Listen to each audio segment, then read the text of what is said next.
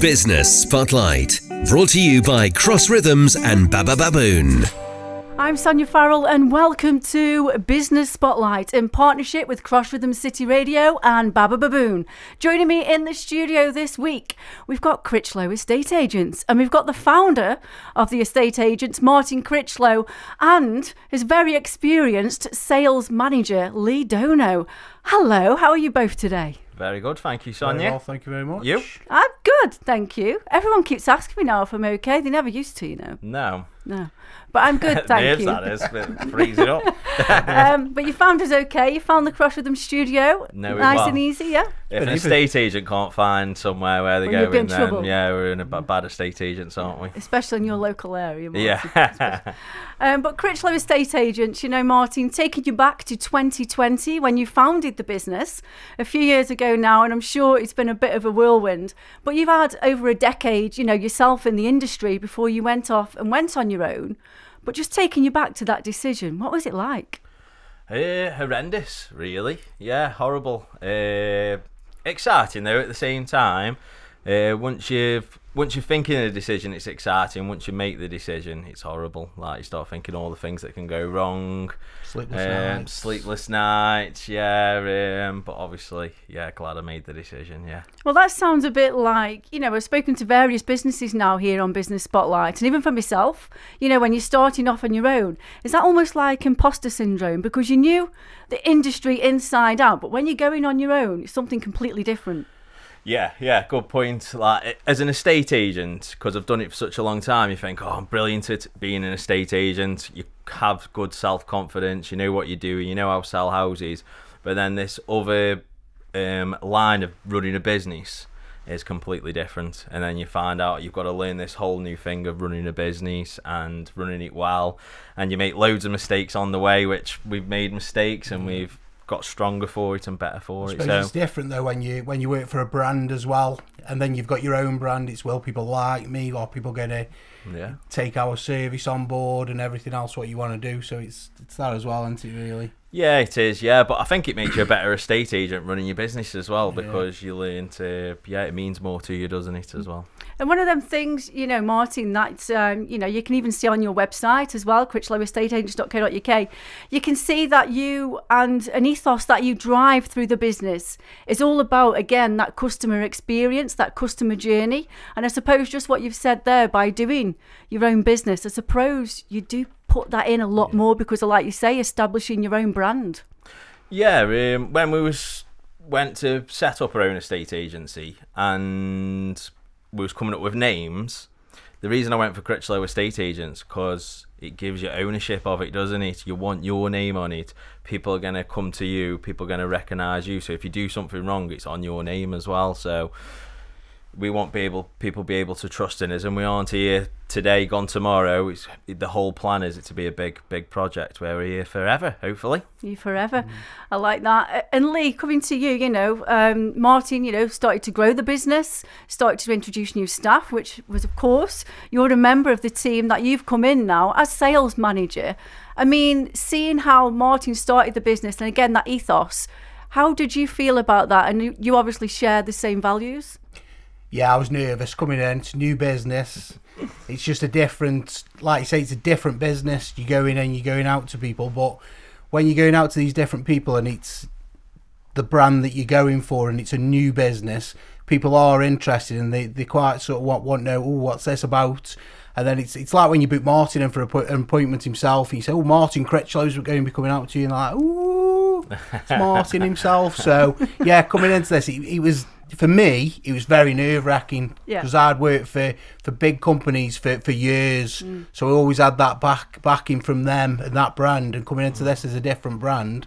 But we've just gone from strength to strength. I think the type of characters we are, though, in terms of the business, we're strong enough to sort of urge it on and move it forward, which is good. And one of the things, again, as well as introducing, you know, more team members, more staff, you went on, Martin, not just from selling houses, but to lettings as well. I mean, was that, you know, a gradual sort of a step? Was obviously always in the plans for what you wanted to do? It wasn't really always in the plans, but Stoke-on-Trent being Stoke-on-Trent, we sell a lot to investors, and because we've been in the business such a long time as well, we know a lot of investors all over the world, really. So as investors were buying houses off us, they were saying, "Oh, will you rent it out for us?" And so it wasn't really a plan, but enough people demanded that we should do it, so we kind of caved, started looking into it, and yeah, it's gone from strength to strength. The lettings has, thanks to Alison. Yeah. And do you get involved in the lettings, Lee, or is that not your side? Is it left to Alison? I try not to. Yeah, it's a bit too complicated for me. No, I get involved in it as much as it needs me to. From that point, I'll obviously do my job when it comes to if something needs doing, I can help with it. I'll help with it. I've got a qualification in lettings, to be honest, but I am a sales manager, I'm a salesman, I'm a salesperson, and I know more about that than I do to knowing about lettings. And I suppose Martin always tries to work us to his strengths anyway. He knows I'm strong in sales, so that's where I'll go. Didn't know he had a lettings degree though. Well, got a Marley. Got names. I've got letters after my name. Lee Dono, Marla. That's me. You'll be getting more hours. I'd be careful what you say. Yeah, already doing enough hours. I think. I can find some jobs for him now. And then just going on from that, then, like I say, the lettings and all that sort of thing. But being based in Stoke-on-Trent, you've obviously, the whole team knows the area inside and out. How would you describe the property market actually in Stoke-on-Trent at the moment, or just in general? In general. We're very lucky as estate agents in Stoke-on-Trent because we have the very bottom of the market, which I think it's well known for, which is what we started to do with auctions, right at the very bottom, which attracts a lot of investors. And then we have the top end as well. We have a good range all the way through, and we're quite good in Stoke-on-Trent as well. When you hear the property market in London's dropped so much, it means big numbers for people in London. In Stoke-on-Trent, it's moved a few £1,000s, and when it skyrockets, it's moved a few £1,000s. So I think investors tend to find it a good place to invest, and with it being central to England as well, we have a lot of people commuting this area as well, so from Manchester, Birmingham, London, where they're being priced out now, value for money and what we have to offer. I think in Stoke-on-Trent we underestimate what we've got going for us. I think it's down to the yields and percentages, isn't it? On the yield and percentage you'll get on a rental property in Stoke-on-Trent compared to what you'll get something down the road. It's just a massive difference, isn't it? It does make a massive difference. Can be anywhere from 8 to 12% on average, I'd say, in Stoke-on-Trent. But also in Stoke, I just mean as well in general of what we've got going for us with Alton Towers, Trentham Gardens, the universities, train station, Staffordshire Moorlands. We've got it all going on really, and I think we underestimate what we've got going for us as a place. And then, aside from that then, say, if there's been any sort of ups and downs or any upsets within the industry, which you've probably experienced, not only just doing your own business, but previous as well, how would you say, or how do you sort of adapt to that? I think a good example of that is in 2021-22. The market was crazy, wasn't it? I mean, we was putting a house on the market, and by the end of the day, we'd sold it.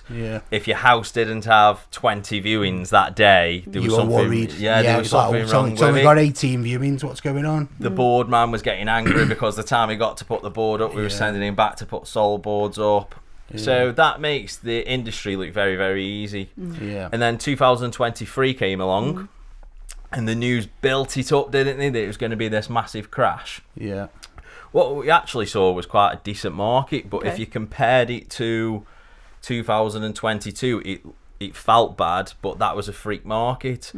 How we looked at it going into 2023, we looked at it, well, we're a good estate agent. We do good photos, we've got a floor plan, we go on all the web portals, we drive viewings, we don't use a viewing rep, we do viewings ourselves.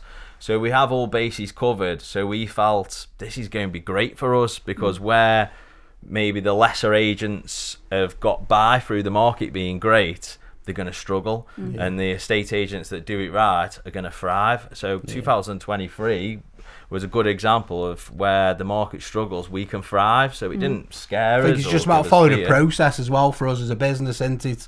So you do viewings, you do the feedback, you make sure everything's done properly, and you follow a good process. Whereas I think, like Martin's saying, some of these agents won't follow the correct process, and they'll just expect the viewings, expect the offers to come in. But sometimes you've got to battle a little bit for it, haven't you? You've got to get people going and get an offer out of somebody to keep your end of the market going and to keep the sales going through. The internet's great, isn't it? The internet's great. It's brought us Rightmove and Zupa, but what it has done is probably, some estate agents lazy, where if the lead doesn't come via Rightmove or they don't ring up, then you won't get a viewing. Where we'll register customers looking at us for a certain house and think, oh, I know which house will suit you better, so driving around that viewing. And if we're there on appointments doing the viewings and someone doesn't like that house, we know of other houses. So that's why we don't use a viewing rep ourselves. We'll go, me or Lee or Alison, who've got vast experience, or drive around other houses. So just those little things help us drive, so we're not lazy, and make sure we're registering customers properly. And that sounds again like, you're bringing your expertise in different areas. Lee, you mentioned you don't really touch lettings, you leave it to Alison Proudfoot. Yeah, lettings. And because you all know your strengths within the business. I'm just going to pose a question to you, Lee, as well. You see there's quite a lot in the press, you see it in various articles and different things, like you say, over the years, if there's been something happening within the property market. Is there ever a good time to buy? I've got to ask this question. There's never really a good time to buy or sell anymore, I don't think. I think you used to have your seasons, didn't you? You'd always be busy in March because everybody's got over Christmas. Then it go a little bit quiet as people went into holidays. Then it picked back up in June, and then another little bit of a kick in the market at that point. Then it go quiet around Christmas again. But I think after the lockdowns and everything else, the market's changed. It's more of a consistent market. People just moving when they're ready to move now. And I think that it's just changed so much, again, with the internet becoming such a driving force of marketing and everything else. It is a different kind of market. I mean, everybody wants their house on the market when the gardens are in bloom and the sun's in the sky because it looks better. But I think with the marketing package we do, it's always a sunny day in Stoke-on-Trent for us. There's always blue skies on the photos. It's always nice and bright, and it always looks good from there. So really, no, I think it's personal preference on when you want to advertise your property. I mean, you don't want to roll around after December with a Christmas tree in the corner room into January and people seeing your photos, because it just shows the age of your property. So just try and get it right from that point.